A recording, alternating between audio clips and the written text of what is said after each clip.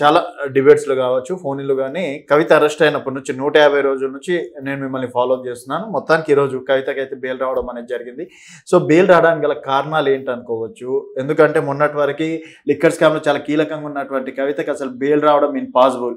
అలాగే ఉప ముఖ్యమంత్రి అయినటువంటి మనీష్ సిసోడియాకే 18 నెలల తర్వాత వచ్చింది. సో ఇప్పుడు కవిత గారికి జస్ట్ 5 నెలల్లోనే బెయిల్ రావడం అంటే తను ఎలాంటి శిక్ష పడలేదు అనుకోవచ్చా? మరి ఏంట ఇక్కడ ఏంటంటే కవితకి ఎన్ని నెలల్లో బెయిల్ వచ్చింది, లేకపోతే మనీష్ సిసోడియాకి 18 నెలల తర్వాత వచ్చింది అనేది క్వశ్చన్ కాదు. ఇక్కడ జనరల్గా ఏం చేస్తారంటే సుప్రీంకోర్టు దాకా పోయిన బెయిల్లో అన్ని పాయింట్స్ కూడా కూలంకషంగా ఆలోచన చేస్తారు జడ్జెస్. అయితే మనీష్ సిసోడియాకి బెయిల్ ఇచ్చినప్పుడు ఇదే బెంచ్ బెయిల్ ఇచ్చింది, సేమ్ బెంచ్. ఆ రోజు కూడా ఏమన్నారంటే మీరు ఒక ముద్దాయిని నెలల కొద్దీ సాగదీసి బెయిల్ ఇవ్వకుండా జైల్లో పెట్టడము కరెక్ట్ కాదు. Jail is not solution, you need to grant bail, bail is a right అని ఆ రోజు మనీష్ సిసోడియా కేసులో చెప్పారు. 18 నెలలు కూడా అయిపోయింది, మీరు ఇంకా ఛార్జ్షీట్ల మీద ఛార్జ్షీట్లు ఫైల్ చేస్తున్నారు అని ఈడీని సిబిఐని ఇద్దరిని కూడా ఒకటే ప్రశ్న అడిగింది ఈరోజు మనీష్ సిసోడియాకు బెయిల్ ఇచ్చిన రోజు.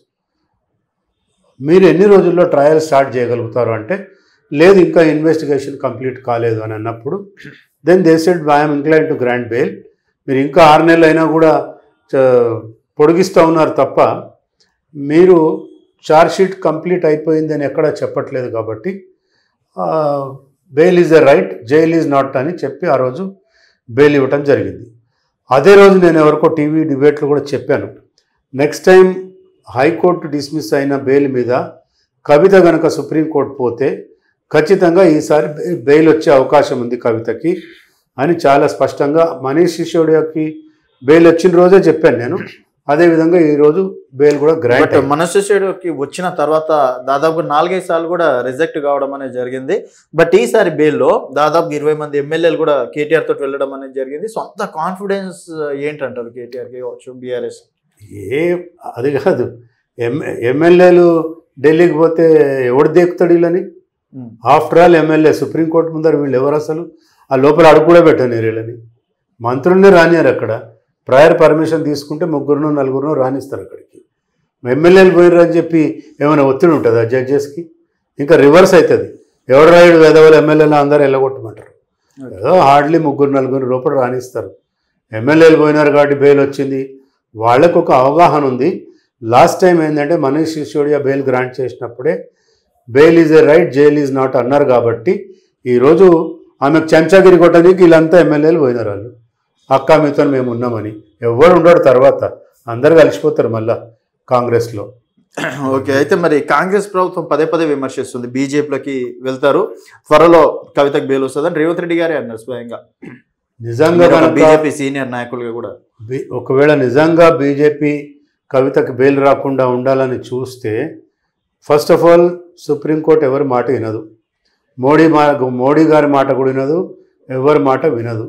Supreme court basing on the evidences, basing on the record, basing on the argument submitted by learned additional solicitor general and basing on the arguments advanced by the defense counsel Mukul Rohatgi ఇండియాలో top number 2-3లో ఉంటాడు. ఆయన number 1 lawyer ఆయన మొత్తం ఇండియాలోనే.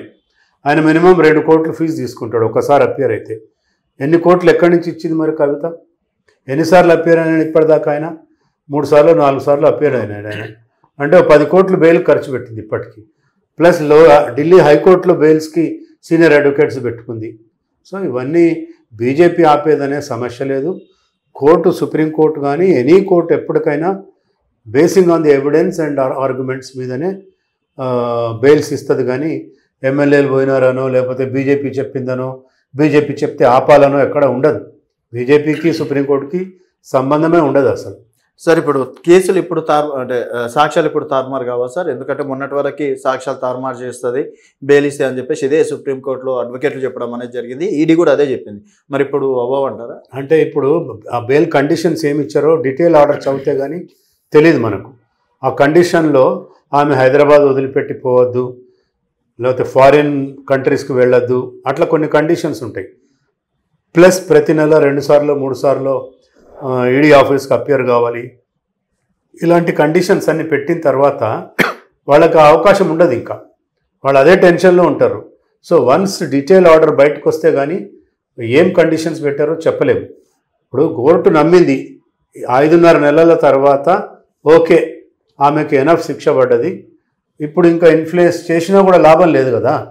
8-10 charge షీట్లు వేసిరు, అన్ని ఎవిడెన్స్లు అన్నీ collect అయిపోయినాయి, అందరి స్టేట్మెంట్స్ రికార్డ్ అయిపోయినాయి, ఇంకా ఏమి ట్యాంపర్ చేస్తుంది ఎవిడెన్స్ అనే ఉద్దేశం ఉంటే కాబట్టి బహుశా ఆ గ్రౌండ్ మీద ఆమెకి ఈరోజు ఎవిడెన్స్ సాక్ష్యాలని తారుమారు చేసే అవకాశం లేదు అని సుప్రీంకోర్టు నమ్మితేనే ఈరోజు బెయిల్ వచ్చింది. సార్ ఇప్పుడు మళ్ళీ అరెస్ట్ చేసే అవకాశాలు ఏమైనా ఉన్నాయనుకోవచ్చు? లేదు, మళ్ళీ అనేది అవకాశం ఉండదు. ఒకసారి సర్వోన్నత న్యాయస్థానం బెయిల్ ఇచ్చిన తర్వాత ఇంకెందుకు అరెస్ట్ చేస్తారు? నో, అది ఇంపాసిబుల్, అట్లా ఉండదు. లాలో ఎక్కడ కూడా అట్లా ప్రొవిజన్ లేదు. అన్లెస్ మళ్ళా ఒక నెల తర్వాతనో 15 రోజుల తర్వాతనో ఇదే ఈడీనో సిబిఐయో వెళ్ళి మళ్ళా ఏమో అన్నీ ఆ కార్యక్రమాలన్నీ చేస్తుంది, ఎవిడెన్స్ని ట్యాంపర్ చేసే ప్రయత్నాలు చేస్తుందని ప్రూవ్ చేస్తే, నిర్ధారణ చేసి నిరూపిస్తే, వీళ్ళు క్యాన్సిలేషన్ ఆఫ్ బెయిల్కి వేస్తే అప్పుడు మళ్ళీ ఆర్గ్యుమెంట్ విని బెయిల్ క్యాన్సిల్ అయితే అప్పుడు అరెస్ట్ చేస్తారు. ఓకే, అప్పటి వరకు అరెస్ట్ చేయడానికి రైట్స్ లేవు? ఉండదు. ఒకసారి బెయిల్ ఇచ్చిన తర్వాత అరెస్ట్ అనేది ఉండదు. ఇంకా ఇప్పుడు అరవింద్ కేజ్రీవాల్ కూడా ఢిల్లీ సీఎం, చాలా కీలకంగా ఉన్న వ్యక్తి. గతంలో ఆయనకు బెయిల్ చేస్తే 5 రోజులు మాత్రమే రావడం అనేది జరిగింది. సో మరి ఇప్పుడు అరవింద్ కేజ్రీవాల్ పరిస్థితి ఏంటంటారు? వస్తుంది ఆయనకు కూడా. నెక్స్ట్ హియరింగ్లో ఆయన బెయిల్ మూవ్ చేస్తే ఆయనకు కూడా వచ్చేస్తుంది. అరవింద్ కేజ్రీవాల్ పాలసీ మేకర్స్ ఎవరు? Excise minister Sisodia is excise minister. So he was a policy maker. అందుకు ఆయన మీద అంత సీరియస్గా ఉండి 18 నెలలు బెయిల్ దొరకలేదు.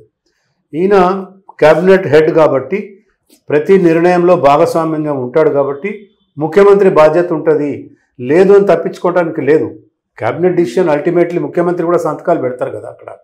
క్యాబినెట్ సెక్రటరీ పెడతాడు, క్యాబినెట్ మంత్రులు పెడతారు, క్యాబినెట్ మినిస్టర్ కూడా సంతకాలు పెడతారు. సో ఈక్వల్గా రెస్పాన్సిబుల్ ఉంటుంది. సో ఇప్పుడు కవితకి మనీష్ సిసోడియాకు దొరికింది కాబట్టి డెఫినెట్గా ఈ వీక్ 10 days లోపల కేజ్రీవాల్కి కూడా బెయిల్ దొరికే అవకాశాలు ఎక్కువ ఉంటాయి. సార్ ఇప్పుడు కవిత నేరం చేసింది అనుకోవచ్చా, లేకపోతే జస్ట్ ఆమెని అరెస్ట్ చేశారు అంతే అనుకోవచ్చా? నేరస్తురాలుగా చూడొచ్చా, చూడొద్దా? అంటే ట్రయల్ అయిపోయిన తర్వాత రుజువు కావాలి, ఆమె తప్పు చేసింది అని రుజువు అయితే అప్పుడు నేరస్తురాలు అవుతుంది. రుజువు కాకముందు నేరస్తురాలు అంటే ఇప్పుడు ఓన్లీ ముద్దాయి అంటారు. ఆమె she is only an accused, not convicted. Convicted అయితేనే నేరస్తురాలు. ట్రయల్ అయిపోయిన తర్వాత కదా, ఇప్పుడే పట్టదు, 4 ఏళ్ళు పడుతుంది. అదే కడిగిన ముత్యం లాగా వస్తుంది. కడిగిన ముత్యం 4 ఏళ్ల తర్వాత, నీ ముత్యమా బంగారమా వెండా ఇత్తడా అని 4 ఏళ్ల తర్వాత తెలుస్తుంది. నువ్వు ఇత్తడివో బంగారమో తర్వాత తెలుస్తుంది. ఓకే, సో ఇప్పుడు కవిత చేయాల్సిన పనులు ఏంటి సార్? ఒకవేళ మామూలుగా పొలిటికల్లో కూడా యాక్టివ్గా పాల్గొనొచ్చా? కార్యక్రమం పాల్గొనొచ్చు, ఏముంది. పొలిటికల్ వాళ్ళ పార్టీ పవర్లోనే లేదు, ఎవడు దేకుతలేడు. వాళ్ళ పార్టీ నుంచి అందరినీ బయటకు వెళ్ళిపోతున్నారు ఎమ్మెల్యేలు అంతా. ఆమె వచ్చిన తర్వాత ఇంకెంతమంది పోతారు? ఆమె బాధితులు కూడా ఉన్నారు కదా ఎమ్మెల్యేలు, ఆమె బాధితులు ఉన్నారు సెటిల్మెంట్లలో వాటిల్లో. వాళ్ళే చెప్పుకున్నారు కదా, నేను చెప్పడం కాదు. మాకు కవిత ముంచేసింది, మా భూములన్నీ పోయినాయి, ధరణి పెట్టని ఎమ్మెల్యేలు ఆఫ్ ద రికార్డ్ మాకే చెప్పుకున్నారు. పత్రికా ముఖం కూడా చెప్పినారు. సో ఇంకా కొంత ఆమె వస్తే ఏం పెద్ద భూగోళం బద్దలవ్వదు. ఆమె లేకపోతే ఇక్కడేం రాజకీయాలు ఆగిపోవు, వాళ్ళ పార్టీ ఏం పైకి రాదు. ఇప్పుడు ఈ కేసు అనేది నిరంతరం కొనసాగుతుందా సార్? ఈడుకో ఆపేస్తారు? ట్రయల్ వచ్చేదాకా ఆమె ఆ కండిషన్స్ ప్రకారము అదేముందో కండిషన్స్ చూసి నిరంతరం ఏమి ఉండదు. అపియరెన్సెస్ ఉన్నప్పుడు మటుకు పోవాల్సి వస్తుంది ఢిల్లీకి. ఢిల్లీ 30 హజారీ కోర్టో రౌజ్ ఎవెన్యూ కోర్టుకి వెళ్లాల్సి వస్తుంది.